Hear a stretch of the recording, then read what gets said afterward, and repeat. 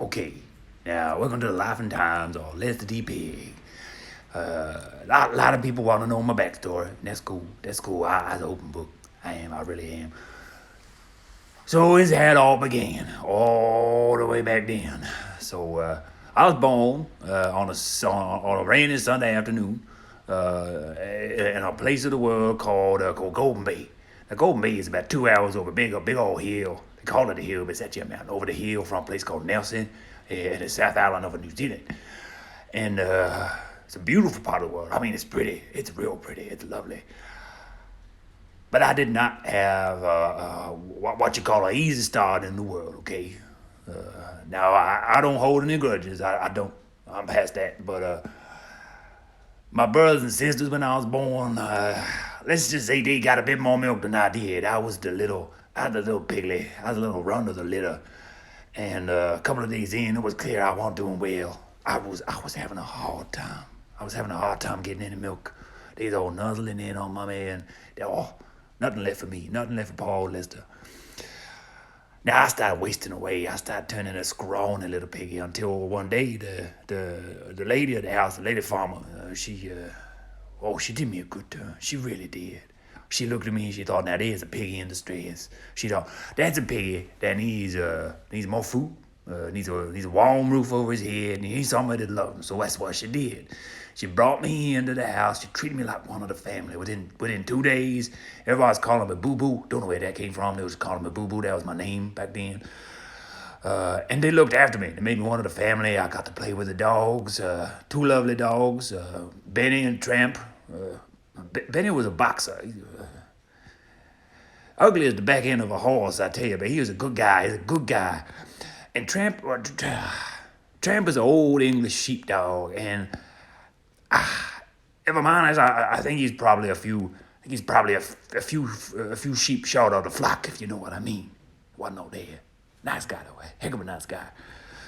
So I became like one of the dogs in the family, you know.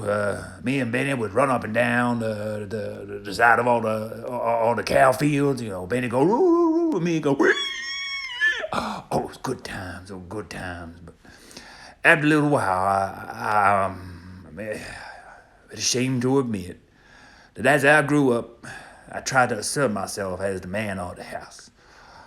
That's a problem when you're a piggy, and all your hormones is kicking around, and you're feeling all feisty, and I kept trying to mark my territory, and I was eating people's shoes, and got to the point where I just thought, this is toxic. I ain't being no good for nobody here. I make myself unhappy, I'm making them unhappy.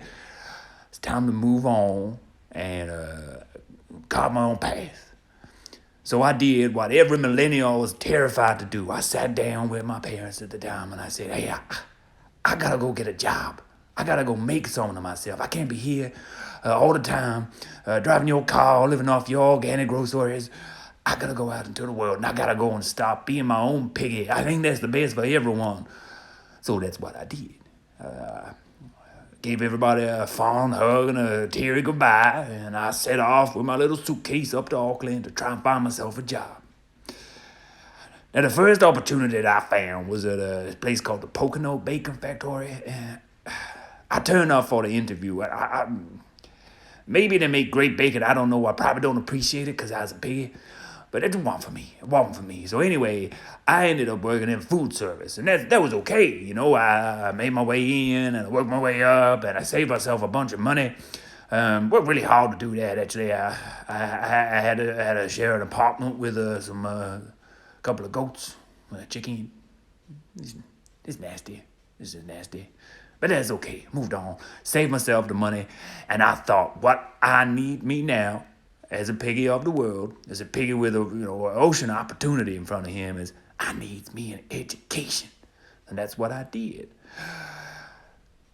But I didn't do it like anyone else, you know. I like to do things my own way. So I managed to through the grace of the world, I managed to find myself a position over at Harvard University.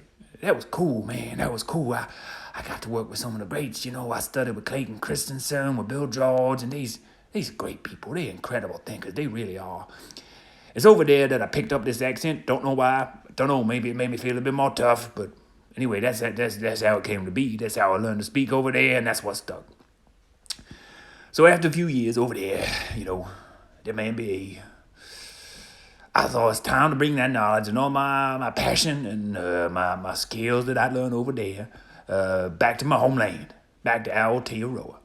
And that brings me here to now. I mean, I've been working in a number of different companies. I've been involved in some startups, big business, some corporates. But the time for me now is about being here at Blue Ocean. Okay, it's about helping people understand things in a more easy way. That's as simple as it is to me. That's my job. That's all I got to do. Nothing more, nothing less. Just tell it simple. Cause there's so many people out there who think they know everything, and I can't claim to know everything. But I read a lot. I read a lot, and I done a lot. So I reckon if you can't say it's simple, you don't understand it. So that was how I pitched myself in. How I got myself a space here. Okay, I got my space in the world here, Blue Ocean, and that's what I was here to do. Tell it straight, pick it simple, help people understand some of the complicated stuff, and even some of the misunderstood stuff in business. To help people get ahead. I mean, that's it. That's all I was here to do. So that's me. That's the life and times of Lester D. Pig. Thank you for listening, and good night.